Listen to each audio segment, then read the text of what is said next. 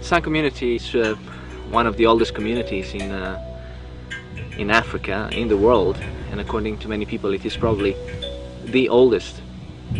And as far as their culture, their tradition is concerned, we have this thing whereby as people coming from Europe or from the States, we consider them primitive, but they have a very beautiful way of life.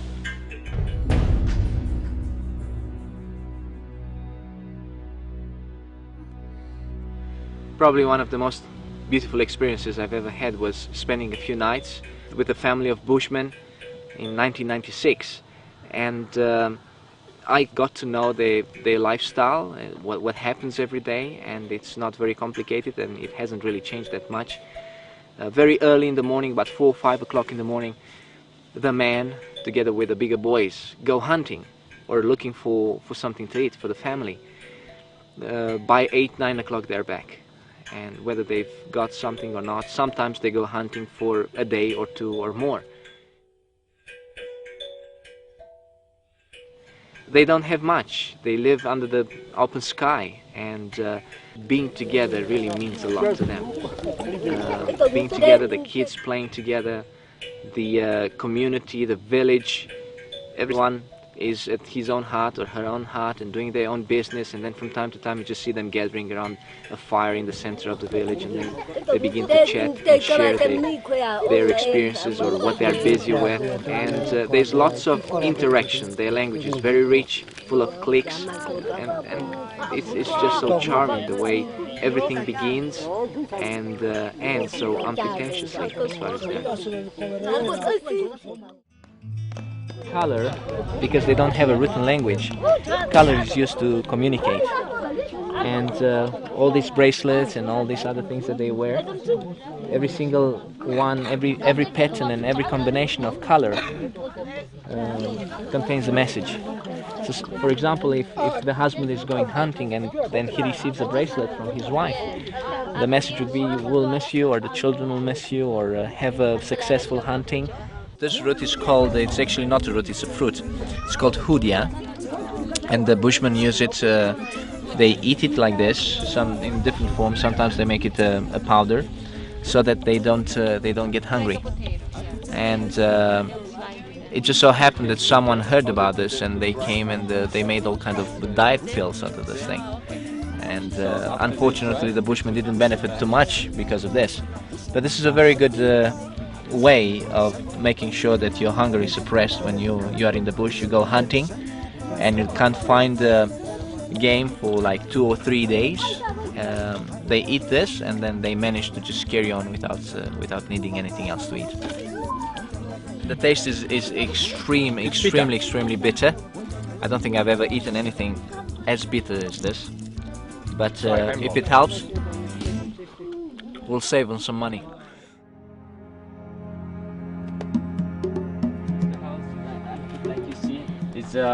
It's like a mosquito net, and they don't have nothing on the ground, just a few blankets, like you can see. What is amazing that in the evening, it's actually in the winter time, it's very cold. You can get until -7. It's extremely cold. Last year we have one of the guy from Makuri village, was a village like 60 km from Tsumkwe. He came to us and they tell us that he need a water system because the elephant destroyed the old one, so he need a new one. Immediately we go there. I remember it was Friday, so we go by Friday to install that system. And immediately when we get there, we realize that all the people, they sitting down on the ground. They don't raise up. Then we asked them what's going on, and they told us that they didn't drink water for 2 days. In just 50 minutes we install the water system and we give them water to drink.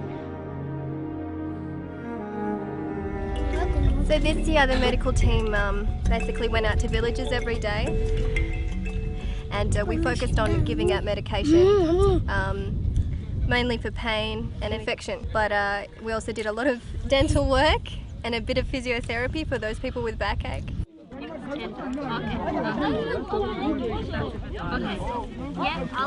The way these people live, their daily routines, basically puts them at very high risk of muscle damage or injury. It was really nice to see some of these people feel relief from pain for the first time, and in some cases regain muscle function.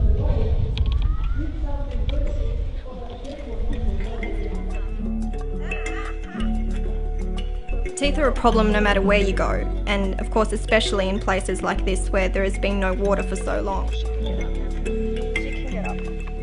Most people here die of diseases such as TB and malaria, where there really isn't much we can do for them. Other diseases are just mostly die of infectious disease. They don't have the vaccines, they're not protected from most of the stuff that we are, and it's quite sad to see children die of infection.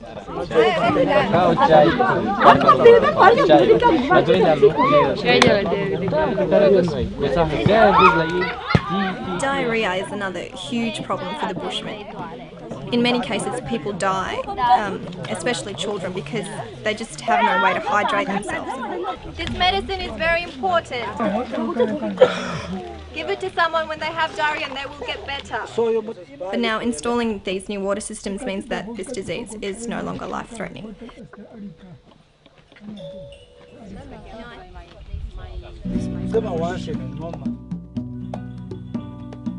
It is our wish and our prayer that very soon we'll be able to have a mobile clinic, a truck fully equipped with all the medical supplies and equipment to go from village to village and deal with the mundane problems of the people, medical problems, but also with the more serious ones. Of course, we also installed water systems and distributed aid, been able to speak to the Bushmen and just to be there and to encourage them. I think it's also very, very beneficial for them. Just before we leave, there are two things that we want to do. First of all, to thank the chief and all of you for having us here. Okay. Thank you. Thank you.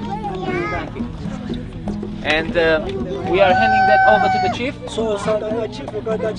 And the chief will decide how to be distributed. Kathleen will come to see you again. She will come to stay here with you for a while. And one of the things that he would like to do with you is to help you get that garden going.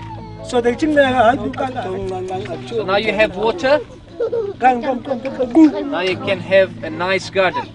What is strange to them, it's for them it's very hard to keep cows and goats and these animals, because it's hungry. Everything what they have, they cut it and they eat it. But these villages is a special villages. They don't do what usually it's done in some of the villages. If you take a cow there, then that very evening it will be slaughtered. They seem to have bought into the idea of actually having domesticated animals in their village.